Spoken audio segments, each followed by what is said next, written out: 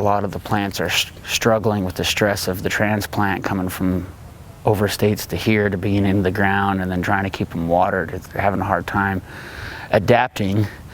So we've actually stopped planting in the 100-degree weather. We won't do any planting jobs just for the safety of the plants, keeping them alive and not having to plant something dead and come back and replace it later, especially when they're trying to root in.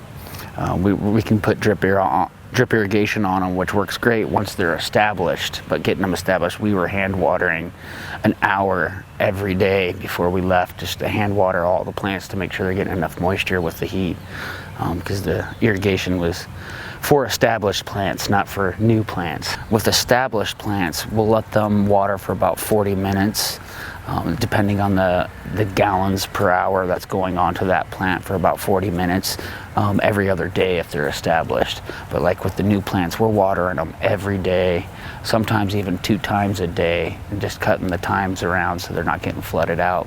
But just because the moisture and the ground's just sucking it up and the heat's just not helping us out.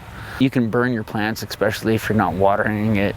If you're just spraying a hose on it, the water on the leaves can actually burn the leaves. So if you're not getting it down to the roots at the bottom of the base of the plant, then the plant's not really getting what it needs. We usually water in the mornings or late in the evenings to avoid the heat of the day. As soon as we saw the 100-degree temps kick on about 6 in the morning, so we can beat the heat come the afternoon, and typically working a little bit longer days, but with the heat, you just can't do it because it's just too draining on you. You want to make sure you're totally staying hydrated as much as possible, and we have our guys tell them all the time when I see them and they're looking a little stressed out, hey man, take 5, grab a drink of water, make sure you got plenty of fluids going on in your system, otherwise you're just going to go down. I tell the guys not to use energy drinks, especially in the heat, because it just drains it right out of you.